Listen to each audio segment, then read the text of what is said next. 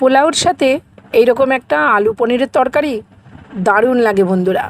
তাই আমি আজকে আলু পনিরের তরকারিটা নিয়ে চলে আসলাম। এটা আমি রান্না করব, তাই তোমাদের সাথে শেয়ার করতে আসলাম। এখানে 250 পনির আছে। আমি পনিরটাকে বেশ ভালো করে টুকরো করে নিচ্ছি। সমস্ত পনির ভালো করে টুকরো করে নেব। তার আগে আমি সবাইকে বলছি বন্ধুরা, ভিডিওটাকেও স্কিপ করে যাবে না, ভিডিওটা শুরু থেকে শেষ পর্যন্ত দেখতে থাকো।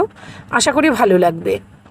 যদি ভালো লাগে থাকে তাহলে কিন্তু একটু লাইক কমেন্ট করে জানাবে। আমি এখানে পনিরটা টুকরো করে নিয়েছি আর মিক্সি জারে নিয়ে নিয়েছি টমেটো, আদা, কাজু বাদাম, চারমগজ একটু পেস্ট করে রেখে দিয়েছি। কড়াইতে তেল দিয়ে দিলাম, সামান্য একটু লবণ হলুদ দিয়ে দিয়েছি তেলের মধ্যে। এবার পনিরগুলো আমি ভালো করে ভেজে নেব। পনিরগুলো ভালো করে ভাজা হয়ে গেছে। এবার আমি পনিরগুলো নামিয়ে নিচ্ছি।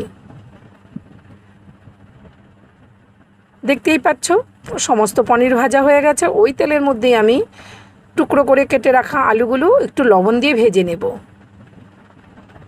আলুটা আমি খুব সুন্দর লাল করে ভেজে নামিয়ে নিয়েছি। বাকি যে তেলটা আছে সেই তেলের মধ্যে আমি এলাচ, দারচিনি ফোড়ন দিয়ে দিলাম, একটা তেজপাতা দিয়ে দিয়েছি, সামান্য একটু জিরে ফোড়ন দিয়ে দিলাম।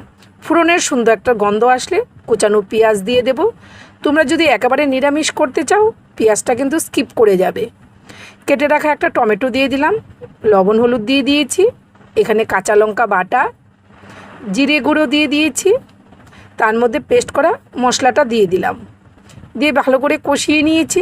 দেখবে মশলার পাশ দিয়ে কিন্তু তেলটা আলাদা হয়ে আসছে, তাহলে বুঝতে হবে মশলাটা খুব সুন্দর করে কষানো হয়ে গেছে। এইবার ভেজে রাখা আলুটা দিয়ে দিলাম, দিয়ে মশলার সাথে আবারও ভালো করে কষিয়ে নেব। দেখো আবারও কিন্তু আলু আর মশলা থেকে তেলটা আলাদা হয়ে গেছে। তারপরে সামান্য একটু জল দিয়ে দিচ্ছি পরিমাণ করে। জলটা দিয়ে ভালো করে নেড়েচেড়ে ঢেকে দিয়েছি। এইবার আমি পাশে একটা হাঁড়িতে সামান্য একটু ঘি দিয়ে দিলাম, এলাচ, দারচিনি, লবঙ্গ, তেজপাতা ফোড়ন দিয়ে দিয়েছি।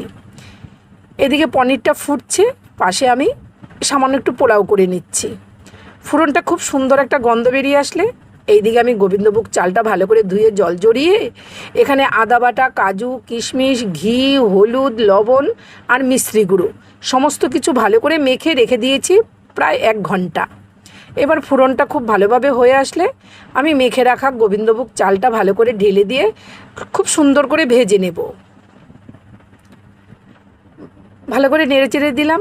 এই যে গ্লাসটা দেখছো, আমি 2 গ্লাস চাল দিয়েছি আর 4 গ্লাস গরম জল করে এই বাটিটার মধ্যে আমি রেখে দিয়েছিলাম। সেই গরম জলটা আমি এখন ঢেলে দিলাম। কয়েকটা কাঁচা লঙ্কা দিয়ে দিয়েছি, এই লঙ্কাটা ভেঙে খেতে দুর্দান্ত লাগে। তারপরে এইদিকে পনিরের ঢাকনাটা তুলে দেখাচ্ছি। আলুটা কিন্তু খুব সুন্দর সেদ্ধ হয়ে গেছে। তারপরে এবার ভেজে রাখা পনিরটা দিয়ে দিলাম, দিয়ে আবারও ভালো করে একটু নেড়ে চেড়ে দেবো। ওইদিকে গোবিন্দভোগ চালটা দেওয়ার পরে গ্যাসের ফ্লেমটা আমি হাইতে রেখেছি, কিছুক্ষণ হাইতে রেখে দেব। আর এইদিকে পনিরের মধ্যে দিয়ে দিলাম গরম মশলা গুঁড়ো আর একটু মিশ্রি গুঁড়ো। এবার ঢাকনাটা সরিয়ে দেখাচ্ছি। দেখো প্রথমে হাইতে রেখেছিলাম, বেশ ভালোভাবে অনেকটা জল শুকিয়ে প্রায় 80% মতো হয়ে গেছে। এইবার আমি ভালো করে নেড়ে চেড়ে গ্যাসের ফ্লেমটাকে একদম লোতে রেখে দেব।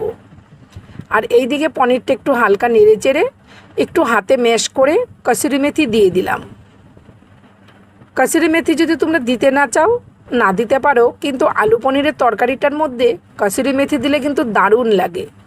আর এই দিকে দেখতেই পাচ্ছ গ্যাসের ফ্লেমটা যে লোতে রেখে দিয়েছি, কত সুন্দর ঝরঝরা হয়ে গেছে। এবার আমি গ্যাসটা বন্ধ করে পোলাওয়ের হাঁড়িটা ঢেকে দিলাম।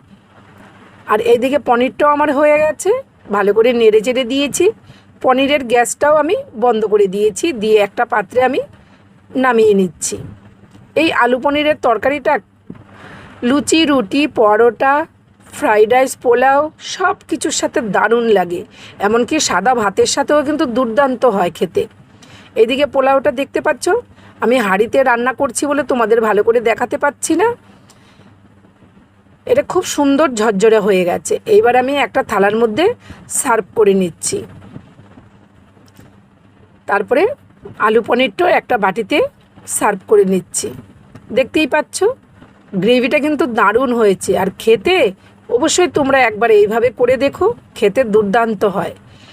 সেদ্ধ একটা লঙ্কাটাও দিয়ে দিলাম, এটা সেদ্ধ লঙ্কাটা পোলাওর সাথে দিয়েছিলাম। একটু শসা দিয়েছিলাম। ভালো লাগলে লাইক কমেন্ট শেয়ার করে পাশে থেকো। দেখা হচ্ছে নতুন রেসিপিতে। টাটা।